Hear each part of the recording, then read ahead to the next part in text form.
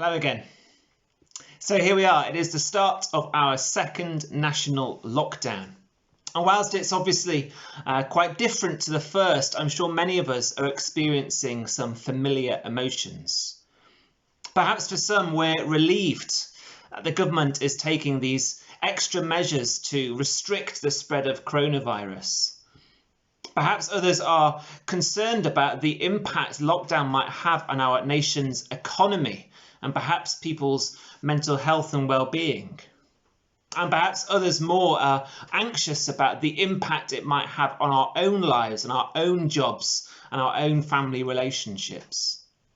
I'm sure whatever our reaction was to Boris's announcement over the weekend, we can all agree that this next season of life for the country will have real, tangible consequences, both for us as a nation, but also for us as individual households and families and couples.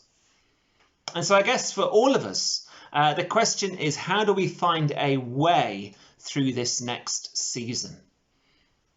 I want to read a short passage from Matthew 7, where Jesus speaks of a way and what it means to find a way with him. So he says in Matthew 7 verse 13 that those who follow him should enter through the narrow gate. For wide is the gate and broad is the road that leads to destruction, and many enter through it. But small is the gate and narrow the road that leads to life, and only a few find it. Now, I wonder whether perhaps a few of you who know those words perhaps are wondering, why are we talking about those words in the context of lockdown? Surely these are words to do with conversion, where Jesus is describing what it means to be Christian, to be somebody who takes the path towards life with Jesus and God, or to be someone who takes a second path somewhere else. And whilst I appreciate that, probably central to what Jesus was talking about there was that initial conversion experience. I think one of the things I've been reflecting on over this past season is actually these are words that I hope will be relevant for us as we journey through this season of lockdown. I want to just pick out a couple of short points that I think show this. First of all, what I think is striking is that Jesus, when he speaks of what it means to, as he says, find life, he says it is, yes, it's about finding the access point, the gate, but it's also about the journey afterwards. You see, this image Jesus uses isn't just one of a narrow gate, but also the road that follows from it.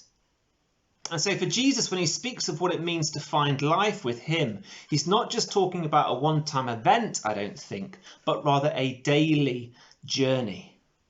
It's striking that Jesus describes the road as being narrow, implying, I think, that it is sometimes perhaps difficult to stay on the road following Jesus. C.S. Lewis wrote about this when he wrote about perhaps some of the reasons that people lose their faith. And he says that, there might be some people for whom it's they've been reasoned out of their faith, or someone's come and argued them out of their faith. But actually, he puts it like this: do not most people simply drift away? I've been reading the book of Hebrews these past few days, and one of the things that struck me is across the book there is this repeated refrain calling the reader to hold on. In chapter 3, the author of Hebrews says we need to hold firmly to the confidence and hope in which we glory. The writer says we need to hold our original conviction firmly. In chapter 4, he says we need to hold firmly to the faith we profess.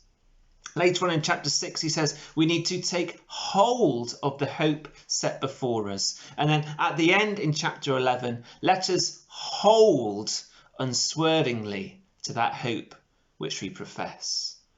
And it's like again and again across the book, we get not just a picture of what it means to become a Christian, but also what it means to be someone who holds on to our faith, to be someone who, to use the words of Lewis, doesn't drift away.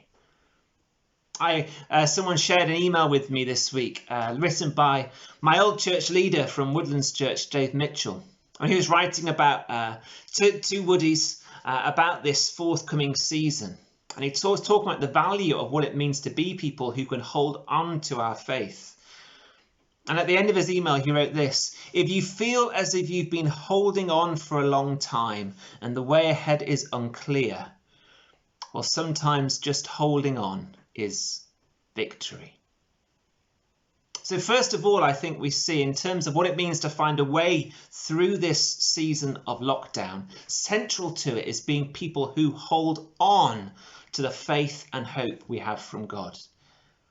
But I guess that could potentially sound a little bit depressing if it wasn't for the reason.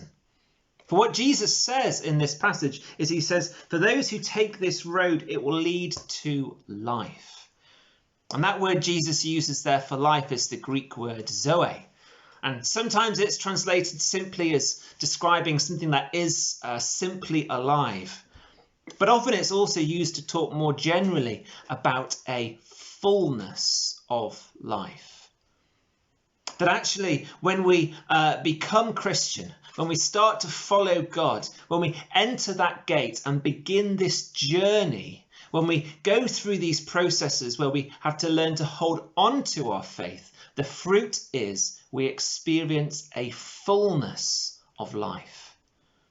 And I wonder, perhaps, as we are surrounded, it feels at the minute, by swirling headlines of US elections and economic downturn and endless lockdowns, actually, perhaps we can find an antidote to that here as we hold on to our faith with God. So I'm just going to pray some of these words over us. So Jesus, you are the one who began our faith, and you are the one who will continue it. So God, we pray that you would help us to hold on to our faith by you holding on to us. Amen.